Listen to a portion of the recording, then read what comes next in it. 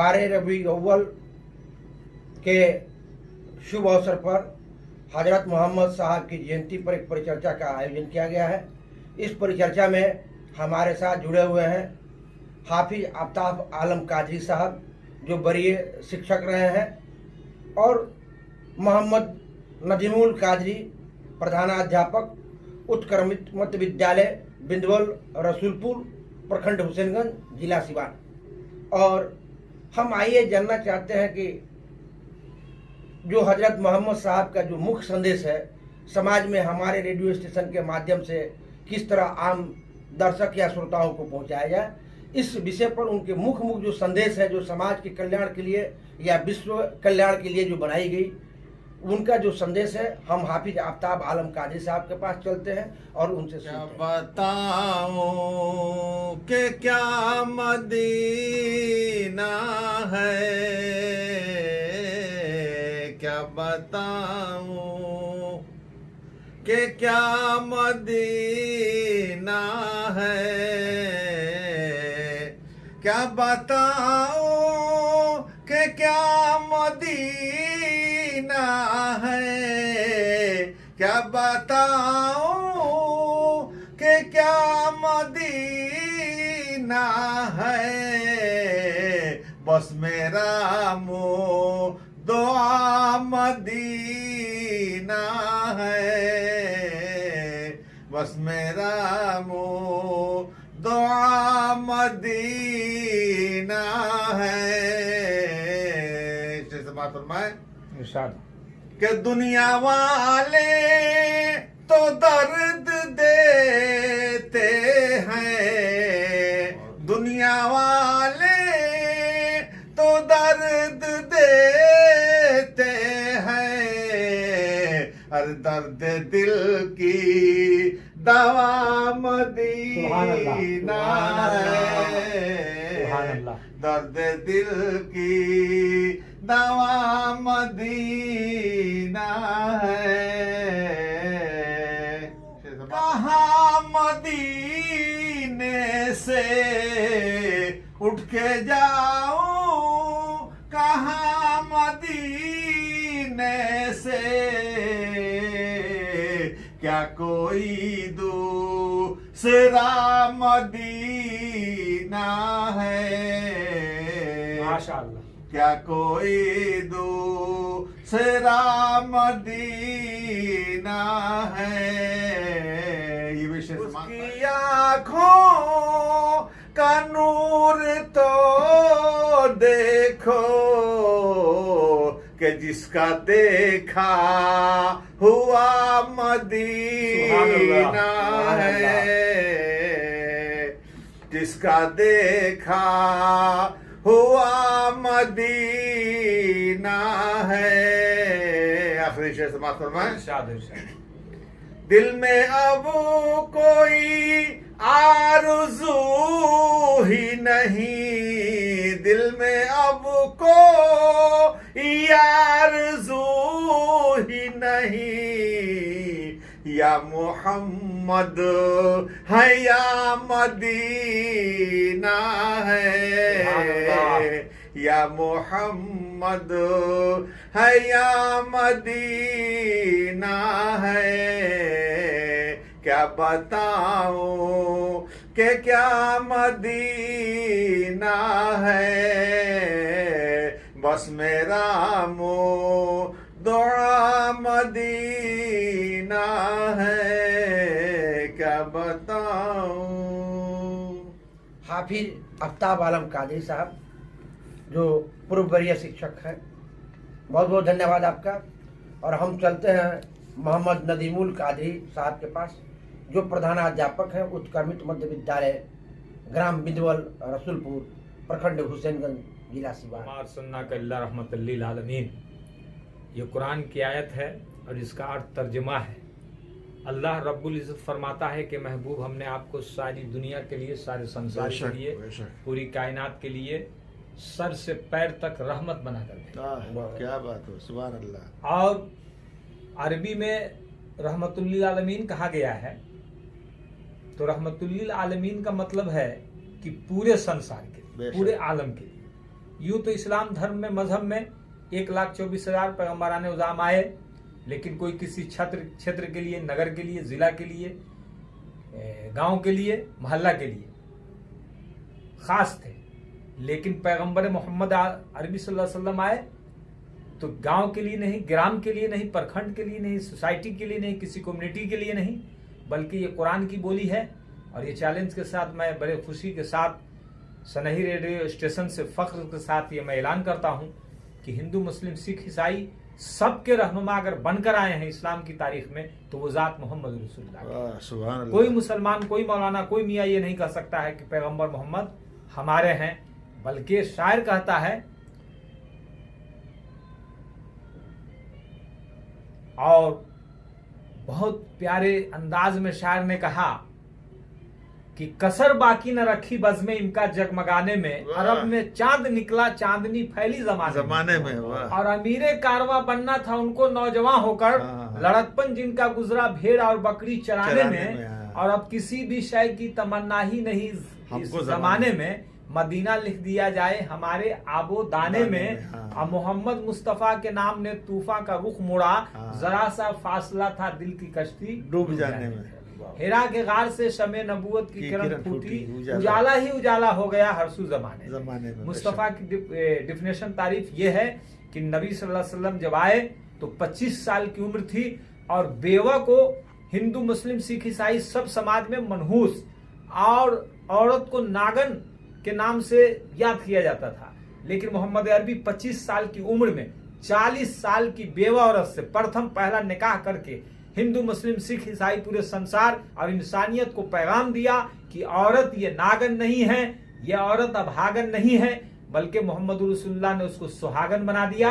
और इसी औरत से जो बच्चे जन्म लेते हैं वही अपने देश का महान होता है, विद्वान होता है। कभी सुभाष चंद्र बोस होता है, कभी महात्मा गांधी होता है, कभी ख्वाजा मोइनुद्दीन अजमेरी होता है, कभी अलाउद्दीन साबिर होता है, कभी जो है चंद्रशेखर आजाद होता है। इसी माँ के आंचल और इसी माँ के शिकमों से जो बहादुर पैदा होते हैं, यही बहादुर जो है देश को बचाते हैं, गांव का नाम रोशन करते हैं, इंसानियत को आगे बढ़ाते हैं, जात पात भेदभाव को समाप्त करते हैं। मोहम्मद साहब 12 रबीउल अव्वल को तशरीफ लाए इस दुनिया में, इस संसार में ये पैगाम दिया कि कोई अपना नहीं होता है, अपना वही होता है जो इंसानियत का पुजारी है, अपना वही होता है जो दुख में काम आए, अपना रिश्तेदार वही होता है जो कंधे से कंधे मिलाकर चले, अपना रिश्तेदार वही होता है जो समाज को जोड़ने का काम करे, जो तोड़ने का काम करे वो सामाजिक नहीं है, वो समाज नहीं है, वो आतंकवादी भी हो सकता है, वो बदमाश भी हो सकता है, वो गद्दार भी हो सकता है, वो नमक हराम हो सकता है, लेकिन रिश्तेदार अपना वही है, चाहे जात का डोम हो, धोबी हो, शेख हो,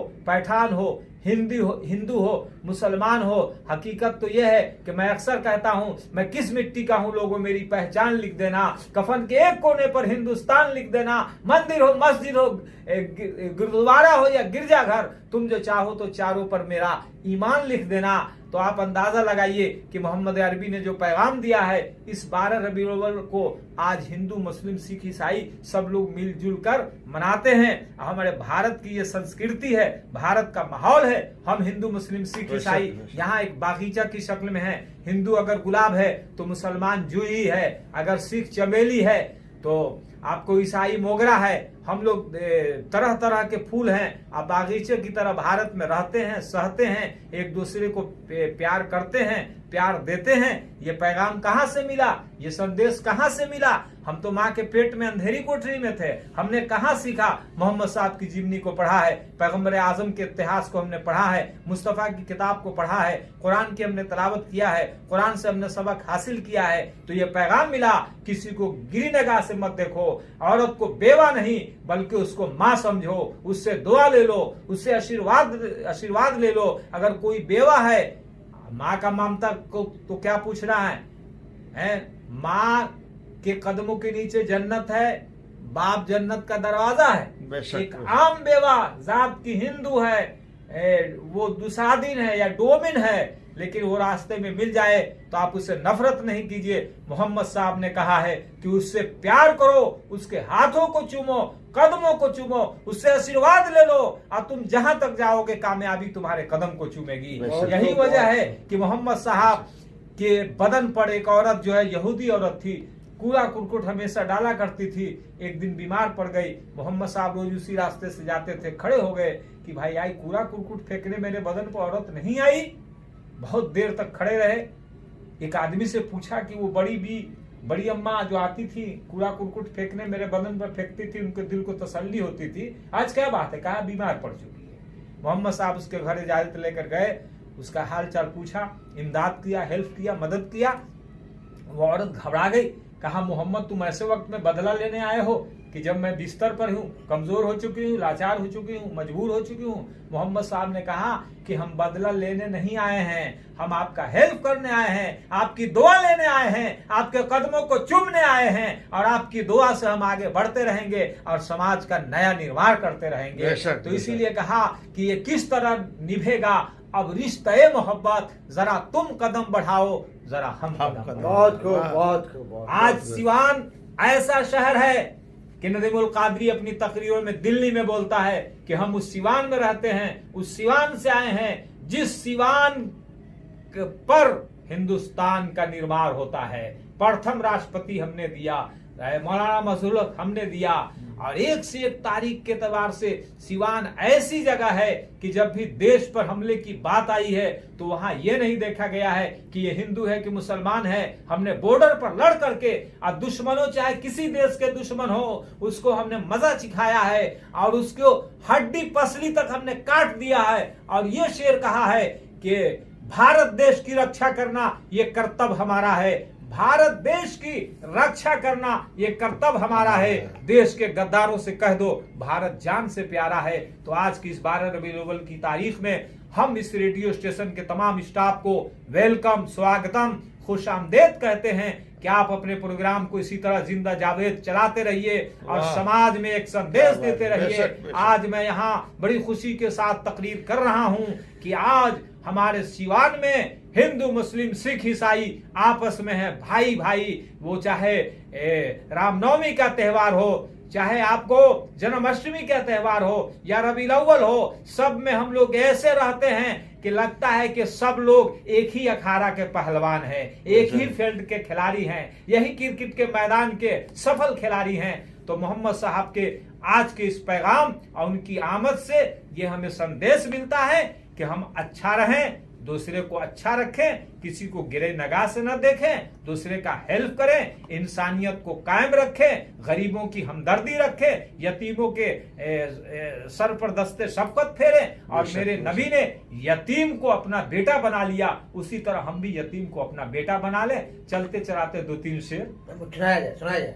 इरशाद कि लपे हमारे नात के अशआर आ गए, क्या बात है, अशआर आ गए। क्या बात सब आए, उसी मौके से ये शेर सुना रहा हूं कि लपे हमारे नात के अशआर आ गए, अशआर आ गए, और ऐसा लगा के सामने सरकार आ गए, सरकार आ गए। बेशक, बेशक। और पैदा हुए हुजूर तो सबने यही कहा, सबने यही कहा। अरे पैदा हुए हुजूर तो सबने यही कहा, सबने यही कहा कि दोनों जहां के मालिक मुख्तार आ गए, मुख्तार आ गए। और हंसते हुए गए थे शफायाब हो के वो। मोहम्मद साहब के पास कोई रोता हुआ आया तो ये तारीख है कि नबी ने उसको मुस्कुराता हुआ वापस कर दिया कि हंसते हुए गए थे शफायाब हो के वो, शफायाब हो के वो। अरे रोज़े पे जो हुजूर के बीमार आ गए, बीमार आ गए। आखिरी शेर, अंतिम शेर कि जिक्र जमाल शहर मदीना जो छिड़ गया, मदीना जो छिड़ गया। तो दामन में मुस्तफा के गुनहगार आ गए, गुनहगार आ गए। अरे दामन में मुस्तफा के गुनहगार आ गए, गुनहगार आ गए। मोहम्मद साहब जब आए तो पूरा संसार झूम के कह रहा था ये किसने पुकारा, मोहम्मद मोहम्मद। बड़ा लुत्फ आया। सवेरे सवेरे खुदा की कसम उनको मौजूद पाया तो सर को झुकाया। सवेरे सवेरे खबर जिनके आने की नबियों ने दी थी वो महबूब आया। सवेरे सवेरे मुबारक हो ऐ अमना बी के तुमने बड़ा औज पाया। सवेरे सवेरे आज का ये सनही रेडियो स्टेशन के सारे स्टाफ और आज का प्रोग्राम, आज मोहम्मद साहब की का जन्मदिन, जिंदाबाद पाइंदाबाद वाखरुद्दाना अल्हम्दुलिल्लाह रब्बिल आलमीन। अस्सलाम। हमारे साथ जुड़े हुए थे मोहम्मद नदीमुल कादरी, प्रधानाध्यापक, उत्क्रमित मध्य विद्यालय, ग्राम बिंदवल, रसूलपुर, प्रखंड हुसैनगंज, जिला सिवान। बहुत अच्छी आपने अपनी शायरी सुनाई, गजल सुनाया और हम आप दोनों के कदरदान है। पैगंबर साहब की जयंती के अवसर पर हम रेडियो सनई परिवार की तरफ से आपका हार्दिक स्वागत और अभिनंदन करते हैं और सिवान की जनता से अपील करते हैं कि कल हमारे यहाँ पैगंबर साहब की जयंती पर शहर में प्रोसेशन जुलूस निकलती है। आप जहाँ हो कुछ देर के लिए यातायात अपने वाहन को, प्रशासन के सहयोग हेतु अपने वाहन को कुछ किनारे लगा दे ताकि आसानी से जुलूस पास कर सके। अगर बहुत संपन्न है, दिल में सहृदयता है, तो अगर आप संपन्न है तो अपने पास से कुछ पानी पिलाए, कुछ शरबत पिलाए, संभव हो तो कुछ मिठाइयाँ खिलाएं। यानी जुलूस का हार्दिक स्वागत और अभिनंदन अमन शांति के माहौल और अमन शांति कायम करें।